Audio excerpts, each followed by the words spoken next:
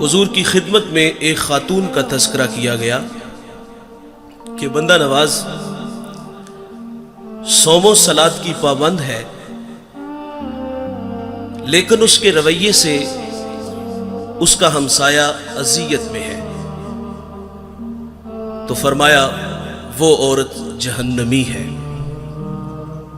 آقا فرماتے ہیں گھر خریدنے سے پہلے ہمسایہ اور سفر کرنے سے پہلے ہم سفر دیکھ لیا کرو۔ اور حضرت علی رضی اللہ تعالیٰ عنہ کا قول ہے، آپ فرماتے ہیں 5 چیزیں سعادت مندی کی نشانیاں ہیں۔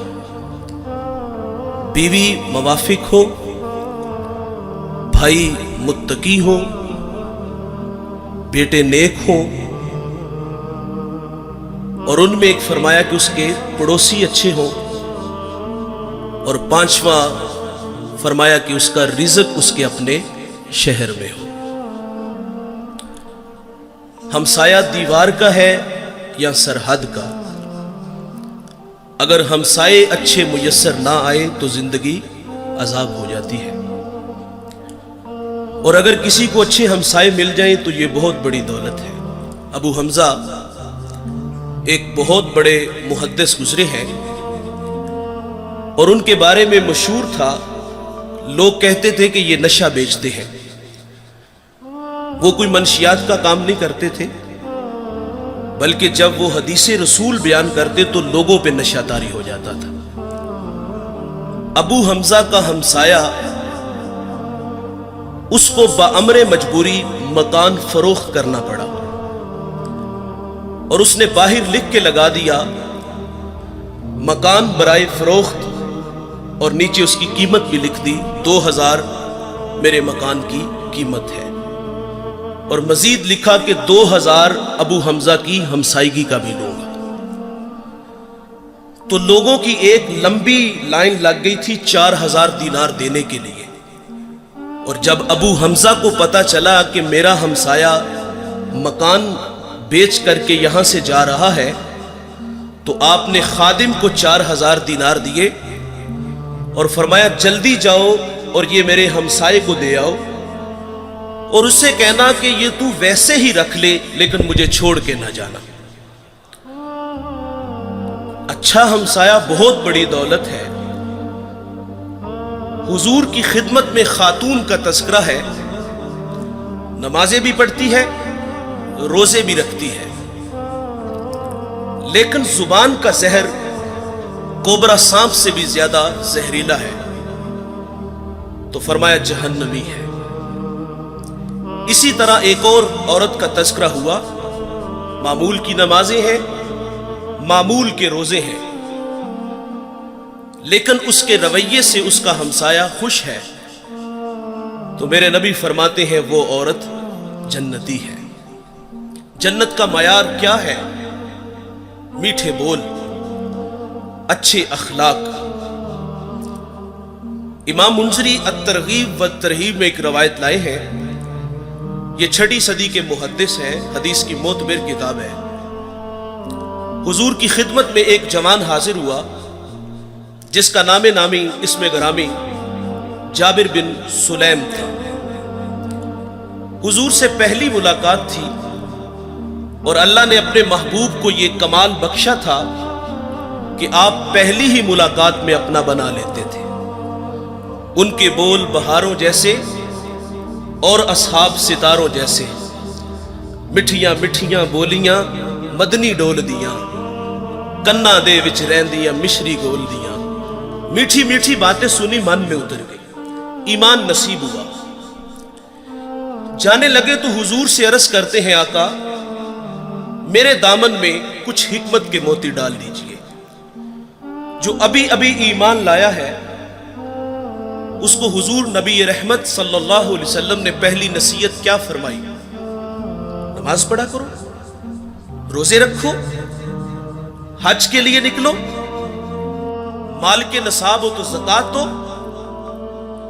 جو ابھی ابھی ایمان لایا ہے اس کو سب سے پہلی نصیحت یہ ارشاد فرمائی، لا تسبن احدا فرمایا جابر کسی کو گالی نہ دینا، اس کو اخلاق سکھائے۔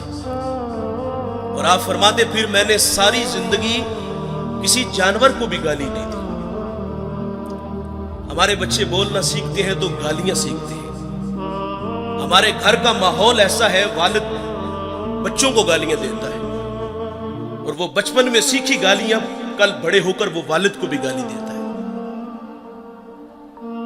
فرمایا کسی کو گالی نہ دینا، اور میرے نبی کا فرمان ہے مرغے کو گالی نہ دو۔ کیوں؟ فرمایا اس لیے کہ وہ تمہیں نماز کے لیے اٹھاتا ہے۔ یہاں رک کر کے ایک جملہ عرض کروں گا۔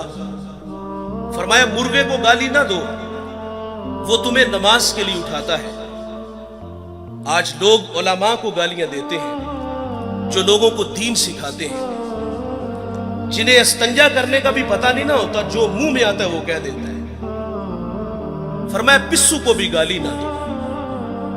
تعلیم تو یہ ہے کہ کسی پر لعنت بھی نہ کرو۔ سیدنا صدیق اکبر رضی اللہ تعالیٰ عنہ فرماتے ہیں ایک دن مجھے غلام پہ غصہ آ گیا اور میں نے اس پہ لعنت کر دی، تو نبی رحمت صلی اللہ علیہ وسلم فرماتے لعین وصدیقین کلا ورب الکعبہ، صدیق بھی ہو اور لعنت بھی کرے، رب کعبہ کی قسم ایسا ہرگز نہیں ہو سکتا۔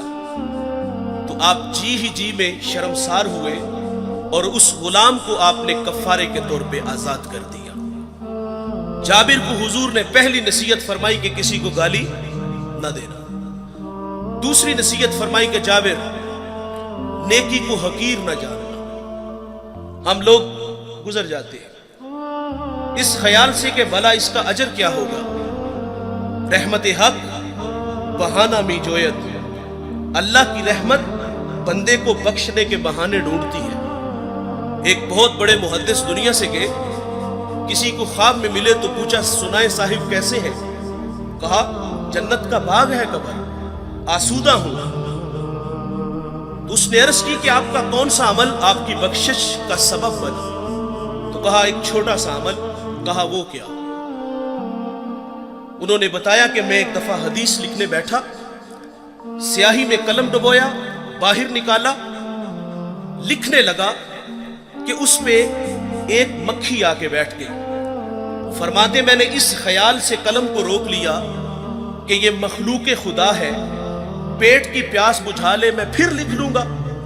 کہتے ہیں اللہ کو میری یہ ادا پسند آئی اور اللہ نے میری مغفرت فرما دی۔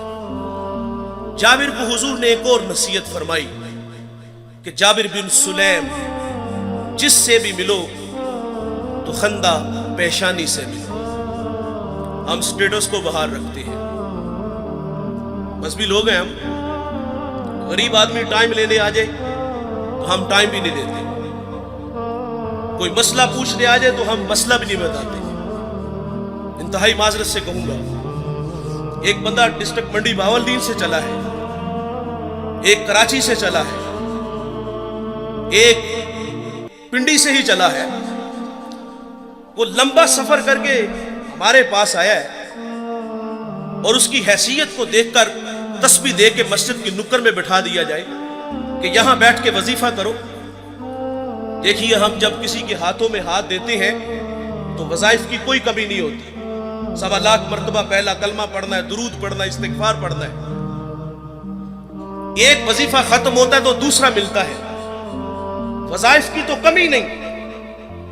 وہ تو کوئی کندھا تلاش کرنے آیا تھا کہ جہاں سر رکھ کے وہ روئے، وہ من کا کوئی دکھڑا کہنے آیا تھا، لیکن اس کو نظر انداز کیوں کیا گیا کہ اس کے پاس صرف آنے جانے کا کرایہ ہے۔ وہ واصف علی واصف کہتے ہیں تسلیم کے بعد تحقیق گمراہی ہوتی ہے۔ اس نے تو دل سے اپنا کہا تھا اور وہ جو ہے وہ عقیدت میں بیٹھ کے وظیفے میں مشغول ہے، لیکن اچانک اس نے اپنی آنکھوں سے ایک منظر دیکھا کہ ایک کلف لگے کپڑوں میں آیا اور اس کے آگے پیچھے خدام ہے، اور وہ سیدھا حجرے میں چلا گیا اور اندر سے آواز سنتا ہے کہ آپ کسی کے ہاں پیغام بھیج دیتے تو میں خود ہی آ جاتا۔ بتائیے اگر یہ رویے ہمارے ہوئے تو لوگوں کو دین کہاں سے ملے گا؟ اور جو باہر بیٹھ کے وظیفے میں مشغول تھا اس کے دل پہ جو نشتر اور تیر چلے اس کا مداوع کس نے کرنا تھا؟ جس سے بھی ملو تو خندہ پیشانی سے ملو. آپ اپنے ملازم سے اس طرح بات کیا کرو جس طرح اپنے بیٹے سے بات کرتے ہو. میرے کریم آقا صلی اللہ علیہ وسلم عید کے دن عیدگاہ کی طرف تشریف لے کے جا رہے ہیں. سرے راہ کھلا میدان آیا. بچے عید کی خوشیوں میں مسرور تھے، لیکن ایک جانب عجیب تماشا تھا. ایک بچہ ہے، تن پہ جو پیرہن ہے وہ پھٹا ہوا ہے، آنکھیں نمناک ہیں. حضور گزرے کہ اس بچے کو دیکھا تو قدم رک گئے اور فرمایا بیٹے آپ کیوں رو رہے ہو؟ شاید کہ وہ حضور کو پہچان نہ سکا. عرض کرتا ہے کہ فلاں غزوے میں میرے والد حضور کے ساتھ تھے کہ شہید ہو گئے. میں یتیم ہو گیا، ماں بیوہ ہو گئی. ماں نے دوسرا نکاح کر لیا. ستیلے باپ نے میرے مال پہ قبضہ کر لیا اور مجھے دھکے دے کے گھر سے نکال دیا. تو آقا فرماتے ہیں بیٹے کیا تو اس بات پہ راضی نہیں کہ محمد تیرے باپ لگے، عائشہ تیری ماں لگے، فاطمہ تیری بہن لگے، علی تیرے چچا لگے اور حسن و حسین تیرے بھائی لگے. وہ بچہ کہتا ہے اگر یہ سارے رشتے میرے ہیں تو مجھے اور چاہیے بھی کیا. حضور عیدگاہ نہیں گئے، اس بیٹے کو لیا، گھر تشریف لے آئی، اس کو کھانا دیا، لباس دیا، پھر انگلی تھامی اور عیدگاہ کی طرف تشریف لائے. سرے راہ جب کھلا میدان آیا نا تو وہی بچے جو عید کی خوشیوں میں مسرور تھے اور اس کے تن پر قیمتی لباس دیکھا اور اب نبی رحمت صلی اللہ علیہ وسلم کی انگلی تھام کے عیدگاہ کی طرف جا رہا تھا تو پھٹی نگاہوں سے دیکھ کے کسی نے کہہ دیا بھائی جان ابھی تو رو رہے تھے.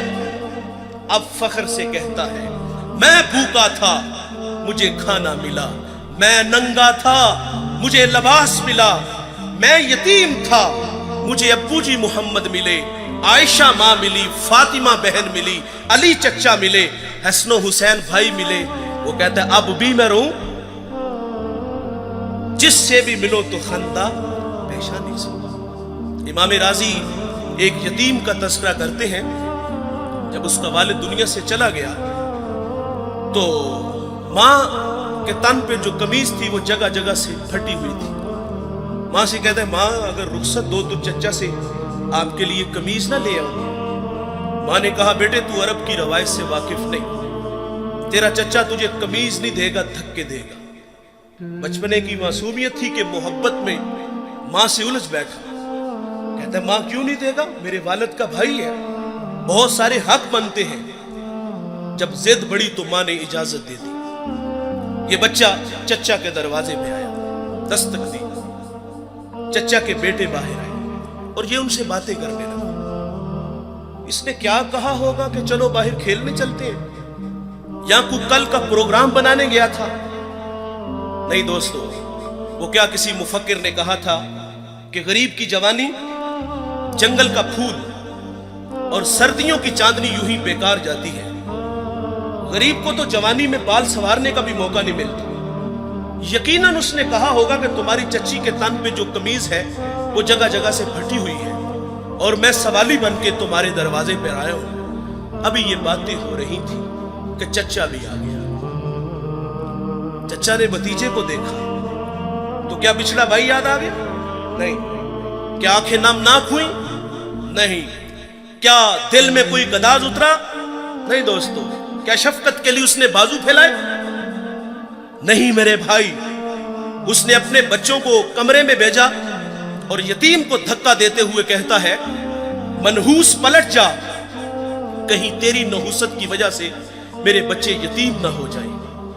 آپ گینا دل ٹوٹ گیا، آنکھوں سے آنسو بہ نکلے. آقا فرماتے جب یتیم روتا ہے تو اللہ کا عرش بھی کانپ اٹھتا ہے. یہ دکھتا ہوا دل لے کے واپس پلٹا. سرے راہ حضور کے غلام سے ملاقات ہوئی. اس نے کہا بچے کیوں رو رہے ہو؟ کسی نے مارا؟ کسی نے دل دکھایا؟ کہا ہاں مجھے عرب کی تلخ ہواؤں نے رلا دیا. میں یتیم ہوں، دھکے کھا کے آیا ہوں۔ تو کہا بیٹے گھبرا نہیں، اس دنیا میں وہ آ گیا ہے جو دکھیوں کے دکھ بانٹتا ہے، جو بے سہاروں کو سہارا دیتا ہے، وہ نبیوں میں رحمت لقب پانے والا، مرادیں غریبوں کی بھر لانے والا، وہ اپنے پراؤں کا غم کھانے والا، مصیبت میں غیروں کے کام آنے والا۔ کہا میرے نبی محمد دنیا میں جلوہ گر ہو چکے ہیں، اس وقت حرم میں بیٹھے ہیں، جاؤ جو مانگو گے وہ عطا کریں گے۔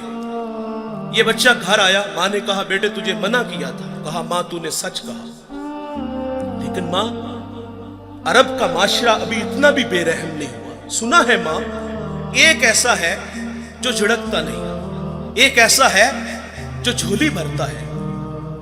ماں کہتی بیٹے وہ کون ہے؟ اس نے کہا زمانہ اس کو محمد صلی اللہ علیہ وسلم کے نام سے جانتا ہے۔ جب حضور کا نام سنا تو ماں چونک سی جاتی ہے۔ کہا بیٹے نہیں جانے دوں گی۔ کہا ماں کیوں نہیں جانے دو گی؟ تو والدہ کہتی سنا ہے جو اس سے ملتا ہے وہ اپنی باتیں بھول جاتا ہے اور اس کے دین دھرم کو قبول کرتا ہے۔ اس نے کہا ماں میں نے قمیض لینی ہے، دے دے گے ٹھیک، نہیں تو لوٹ آؤں گا۔ یہ بچہ حضور کی خدمت میں حاضر ہوا۔ اس پہ کچھ تقاضے بنتے تھے، مانگنے کے کچھ آداب ہوتے ہیں نا۔ سائل ہمارے دروازوں پر بھی آتے ہیں اور کیا کچھ نہیں ہمیں کہتے، سیٹھ صاحب، شیخ صاحب، مولانا صاحب، کاروبار کے لیے دعائیں، بچوں کو دعائیں، پھر مٹھی آٹا یا 2 آنے ملتے ہیں۔ اس بچے پہ تقاضا بنتا تھا پہلے یتیمی کا داغ دکھاتا، پھر اپنوں کے رویے بتاتا، پھر سرے راہ ملنے والے حضور کے غلام کی کہانی چھیڑتا کہ میں نے سنا ہے آپ کے بارے میں، آپ بڑے رحیم ہو، بڑے کریم ہو، مہربان ہو، جو مانگو عطا کرتے ہو۔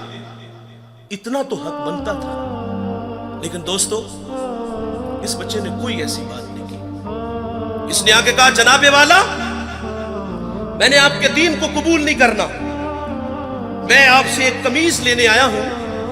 میری ماں کے تن پہ جو قمیض ہے وہ جگہ جگہ سے پھٹی ہوئی ہے۔ حضور ناراض نہیں ہوتے، قمیض کے بٹن کھولتے ہیں، اتارتے ہیں اور اس یتیم کو عطا فرما دیتے ہیں، اور پھر یوں بازو پھیلا کے فرمایا آجو بیٹے میں محمد کے سینے سے لگ جاؤں، جس سے بھی ملو تو خندہ پیشانی سے ملو۔ جابر بن سلیم رضی اللہ تعالیٰ عنہ فرماتے ہیں حضور نے مجھے ایک اور نصیحت ارشاد فرمائی۔ جابر بن سلیم کسی کو شرمندہ نہ کرنا، یہ بھی اخلاق سے گری ہوئی بات ہے اور ہم قدم قدم پہ کرتے ہیں۔ دیکھیں بھائی انسان کی فطرت میں بھول جانا ہے۔ کوئی بندہ مرنے سے پہلے آ جائے، ہاتھ جوڑ کے کہہ دے کہ یا اللہ آج کے بعد گناہ نہیں کروں گا، یہ اس کا وعدہ ہے کہ جو میری چوکھٹ پہ 2 آنسو لے آتا ہے میں اس کے گناہ کو لوح محفوظ سے مٹا دیتا ہوں۔ ہم تو مائل بکرم ہے کوئی سائل ہی نہیں، راہ دکھلائیں کسے کوئی رہروے منزل ہی نہیں۔ جو گناہ چھوڑ دیتے ہیں عادت باری تعالیٰ ہے، وہ ان کے گناہوں کو معاف کر دیتا ہے۔ بنی اسرائیل میں ایک جوان تھا جس کا نام کفل ہے۔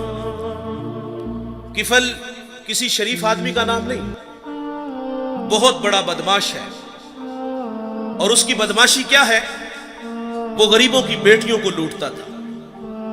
ایک دفعہ اس نے 60 دینار میں کسی مجبور بیٹی کو خریدا، خلوت میں اس کے پاس گیا، دیکھا تو وہ رو رہی تھی۔ کفل سمجھتا تھا کہ میرے پہلو میں آنے والی ہر بیٹی بے غیرت ہوتی ہے، لیکن یہاں برستے آنسو دیکھے تو قدم رک گئے۔ سوال کرتے کہ کیوں رو رہی ہو؟ اس نے کہا کفل میں شوق سے نہیں آئی، مجھے بھوک تیرے تک کھینچ لائی ہے، مجھے غربت تیرے تک کھینچ لائی ہے۔ یہاں ایک جملہ عرض کروں گا، جب مالدار لوگ، جب سرمایہ دار لوگ، جب وڈیرے لوگ غریبوں کا حق نہیں نہ دیتے تو پھر غریبوں کی بیٹیاں نیلام ہو جاتی ہیں۔ یہ ڈائمنڈ منڈیاں، یہ بازار حسن، یہ کوٹھے، یہ کنجریاں اس وقت بنتی ہیں جب ہم ان کا حق نہیں دیتے۔ آج فخر ہے کہ بہت بڑے جگیردار ہیں، بہت بڑے زمیندار ہیں، تجوریاں خزانوں سے بھری ہوئی ہیں، اور ان کے ہم نے منہ بھی کھولے ہیں، پیسہ پانی کی طرح بہاتے ہیں، معاشرے میں ہم دریا دل مشہور ہے، لیکن دولت کہاں لٹاتے ہیں؟ جہاں نفس کو حظ ملتا ہے۔ میں ایک دیہاتی ہوں، ہمارے دیہاتوں میں میلے ٹھیلے کا ماحول ہوتا ہے، کتوں کی لڑائی آئی تو 50,000 وہاں دے دیا، کرکٹ میچ آیا تو 1,00,000 کا انعام وہاں دے دیا۔ جہاں نفس کو حظ ملا ہم نے دولت کا منہ وہاں کھولا، اور جہاں دولت لٹانے سے رب راضی ہوتا ہے، اس کی رحمتیں برستی ہیں، وہاں غفلت کی پٹی۔ وہ کیا کسی شاعر نے کہا تھا کہ دیکھا ہے میں نے شہر میں کوڑے کے ڈھیر پر 2 بچے لڑ رہے تھے فقط ایک بیر پر، فصلوں کو کاٹتے کچھ ٹوٹی چوڑیاں، کچھ بک گئی ہیں دوستو گندم کے سیر پر، اور گندم امیر شہر کی ہوتی رہی خراب، بیٹی مگر غریب کی فاقوں سے مر گئی۔ اور محسن نقوی کہتا ہے محسن یہ غریب لوگ بھی کنکوں کا ڈھیر ہوا کرتے ہیں، کبھی پانی میں بہ گئے تو کبھی ملبے میں دب گئے۔ اور اللہ نے آپ کو دولت سے نوازا ہے، دولت وہاں جہاں دولت لٹانے سے رب راضی ہوتا ہے، اس کی رحمتیں برستی ہیں۔ ہمارے گجرانوالہ دھلا چوک میں ایک بوڑھا دن دہاڑے آٹے کا تھیلا اٹھا کے دوڑ لگاتا ہے، نحیف تھا، 2 قدم چلا کہ لوگوں نے پکڑا اور خوب زد و کوب کیا، اور بعد میں سوال کیا کہ بوڑھے یہ جرت کیوں کی؟ تو وہ بوڑھا رونے لگا، وہ کہتا ہے 1 ہفتہ ہو گیا مجھے اس چوک میں آ کے کھڑا ہوتا ہوں مزدوری کے لیے، اور مجھے بوڑھا سمجھ کے لوگ چھوڑ کے چلے جاتے ہیں، ہفتہ ہو گئے بچے بھوک سے مر رہے ہیں، آج ان کی بھوک دیکھی نہیں گئی تو چوری پہ جو ہے وہ آمادہ ہوا، اور دولت یہاں لٹاؤ۔ یہ نوائے وقت میں ایک خبر چھپی تھی، کمالیہ کی بیٹی وہ شادی کے قابل تھی، ایک رشتہ ملا، ادھر سے بارات آ رہی ہے، ادھر بیٹی والے تیاریوں میں تھے، ہمسائیگی میں سے کسی نے شرارت کی کہ جس کے گھر میں آ رہے ہو وہ اپنی بیٹی کو چند جوڑوں کے سوا اور کچھ بھی نہیں دے سکتا، بارات وہیں سے واپس چلی گئی تھی۔ بتاؤ اس بیٹی کے دل پہ جو کچوکے اور زخم لگے تھے اس کا مداوع کس نے کرنا تھا؟ چاندی اتر آئی بیٹیوں کے بالوں میں، مفلس کو پھر امید ہے کہ بارات آئے گی، اور کتاب زیست کا ایک اور باب بیت گیا، جہیز بن نہ سکا اور شباب بیت گیا۔ اور اللہ نے آپ کو دولت سے نوازا ہے، غریبوں کی بیواؤں کی بیٹیاں گھروں میں بوڑھی ہو رہی ہیں، تم کتوں کی لڑائی پہ پیسے لٹا رہے ہو، تم ہجڑوں پہ دولت لٹا رہے ہو۔ اگر دولت لٹانے کا شوق ہے تو معاشرے میں پھیلے ہوئے دکھ دیکھو، یتاما مساکین پہ دولت لٹاؤ تاکہ تم خدا کی رحمتوں کے مستحق ٹھہرو۔ لیکن دولت وہاں دی جہاں نفس کو حظ ملا۔ جب اس بیٹی نے کہا کفل مجھے بھوک تیرے تک کھینچ لائی ہے، یہ ایک جملہ کفل کی ہدایت کا سبب بنا، دل کے آئینے پہ چوٹ لگی، کفل رونے لگا، ہاتھ جوڑ کے کہتے ہیں بہن مجھے معاف کر دے، تو جس عزت سے آئی ہے اسی عزت سے واپس گھر چلی جا، اور میرے لیے دعا کر کہ میں بڑا ہی کتا انسان ہوں، اللہ مجھے معاف کر دے۔ وہ بیٹی گھر چلی گئی اور ادھر تقدیر کا قلم چل گیا، اسی رات کفل کو موت آ گئی۔ صبح ہوئی تو زمانے نے کفل کی دیوار پہ یہ لکھا ہوا پڑا تھا کہ اللہ نے کفل کو معاف کر دیا ہے۔ وہ معاف کر کے راضی ہوتا ہے۔ بھائی ہمیں بھی عادت ڈالنی چاہیے۔ حضور کی خدمت میں ایک خاتون آئی اور عرض کر دی طہرنی یا رسول اللہ، طہرنی یا رسول اللہ، طہرنی یا رسول اللہ، طہرنی یا رسول اللہ۔ 4 دفعہ کہا آقا مجھے پاک کیجئے، آقا مجھے پاک کیجئے، آقا مجھے پاک کیجئے، آقا مجھے پاک کیجئے۔ حضور نے اس کا جرم پوچھا تو اس نے کہا کہ میں شادی شدہ ہوں، مجھ سے زنا کا ارتکاب ہوا، میرے پیٹ میں بچہ ہے۔ اور یہ حضور سے جب اس نے عرض کیا تو حضور فرماتے ہیں یہ گناہ تو نے کیا ہے، اس کی سزا بھی تیرے لیے ہے، اس بچے کا کوئی قصور نہیں۔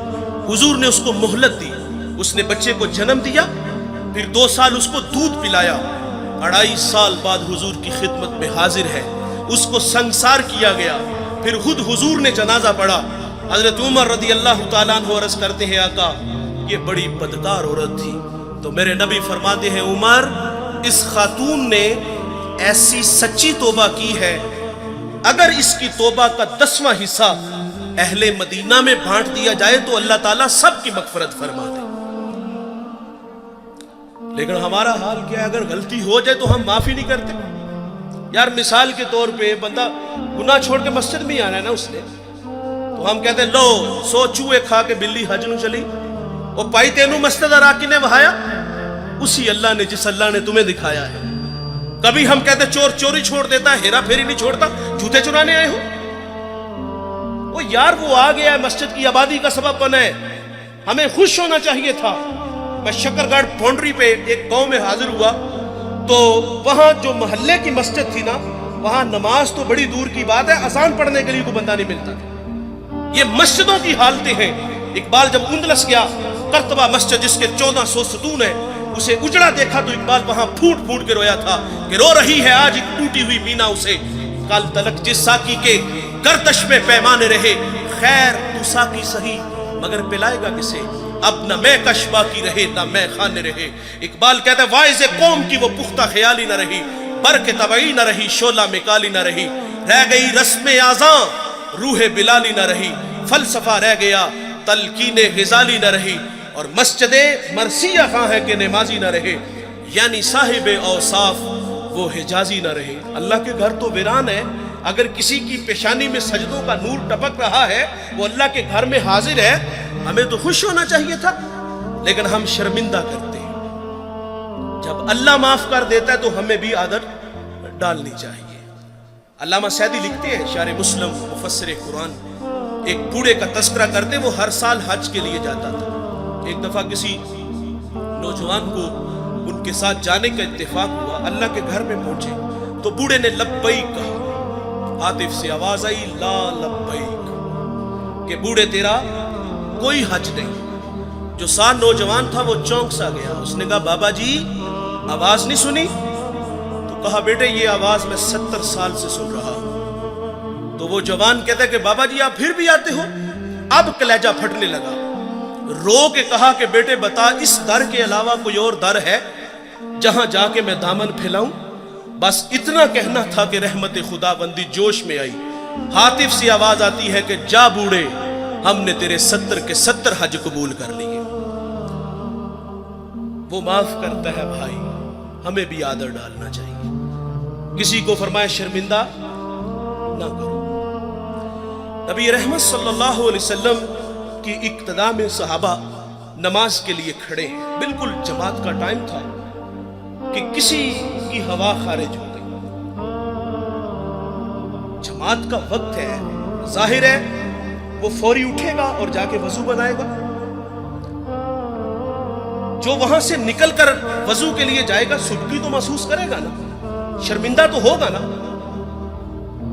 لیکن دیکھیے بھائی، حضرت عبداللہ ابن عباس رضی اللہ تعالیٰ عنہ حضور سے اسی وقت عرض کرتے ہیں کہ حضور اگر اجازت ہو تو ہم سب جا کے وضو نہ کریں.